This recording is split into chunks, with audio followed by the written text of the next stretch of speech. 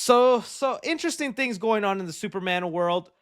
I guess I maybe have to preface this by slight spoiler, although from what I'm being told, it's basically a cameo reveal, but I'm told this cameo is literally like one of the first things you see when the movie starts. It's literally as soon as the movie goes, he's one of the first faces you'll see.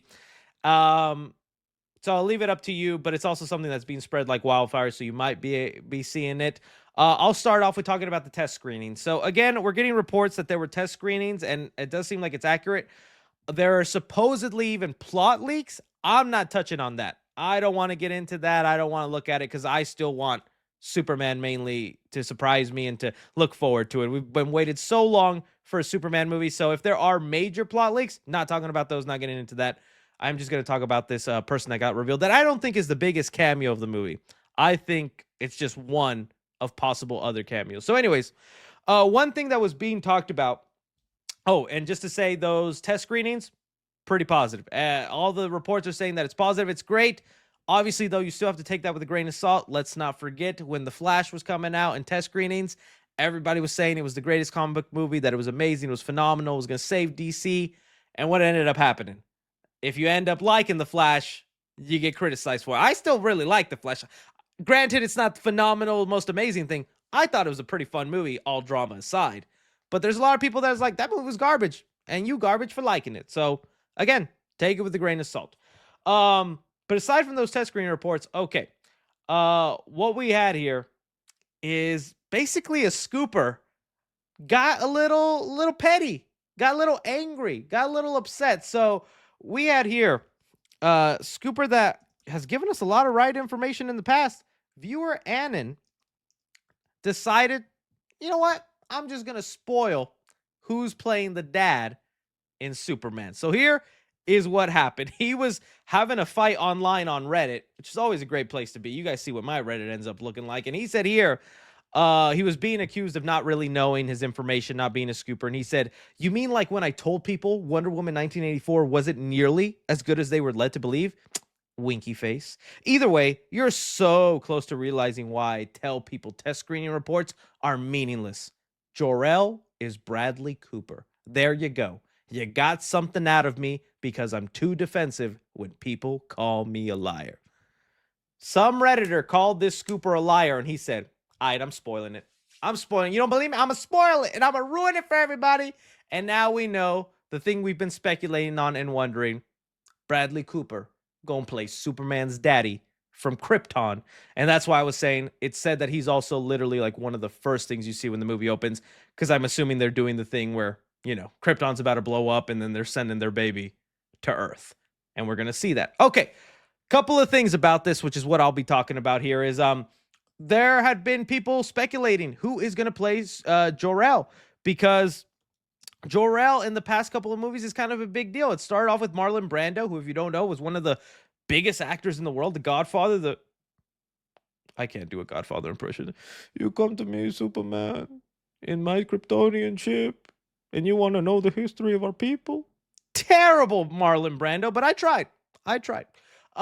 And dude was literally on set for like a day and was paid like the most money out of that movie. And it just kind of cemented, big deal. Jor-El, whoever you cast, Russell Crowe, Oscar-winning actor, another big name, big deal. Now, the thing James Gunn was letting us know ahead of time is he thinks these faces aren't the faces of a first-time father.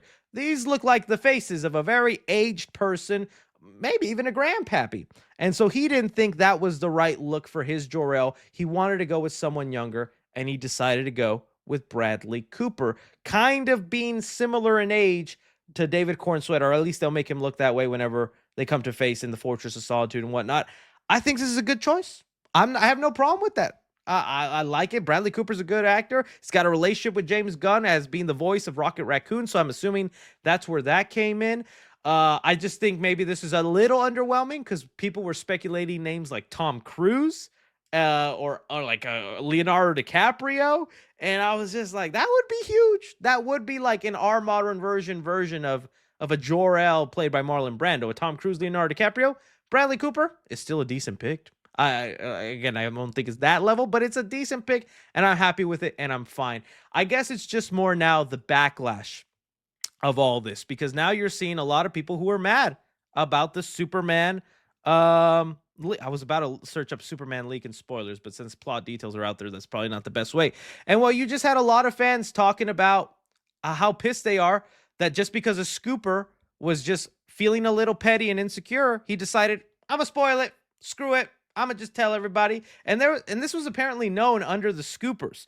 If we want to believe My Time to Shine Hello, who's recently gotten a lot of stuff right, especially when it came to Shrek, they were talking about here. Wait, Bradley Cooper leaked after I made a promise not to reveal it. So apparently, a lot of these scoopers knew it, but they were like, "Hey, James Gunn said it's a secret. It's a kind of a thing, so we won't touch that." This guy just said, "No, I'm gonna do it. I'm gonna do it." It is kind of interesting, and I'm no better. I'm not trying to put myself in a higher position. I'm no better because I'm talking about it now.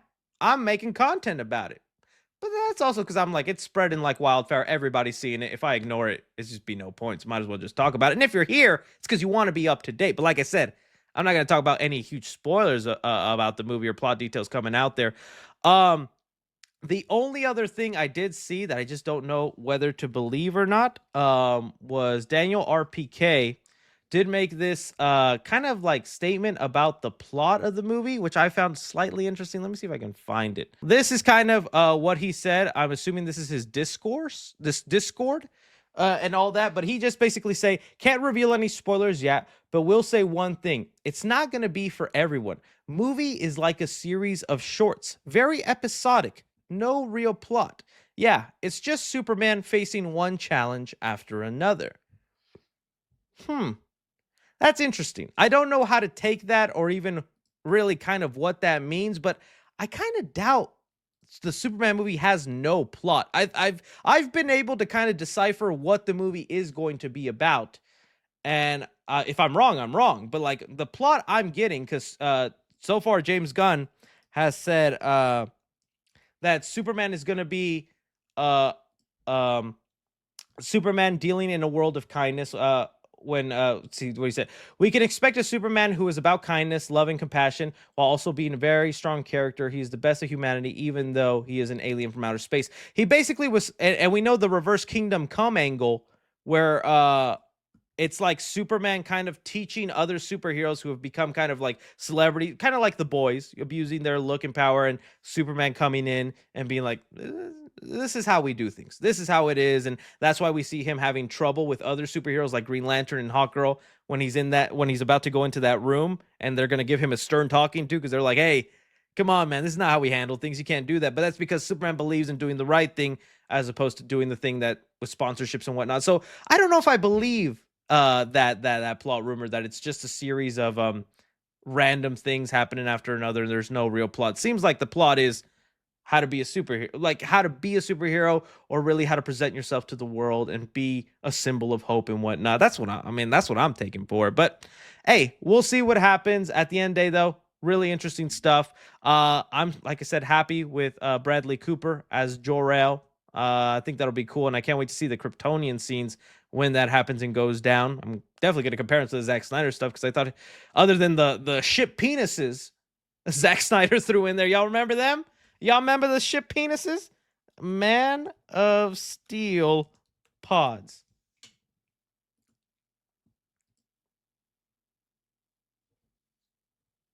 Huh.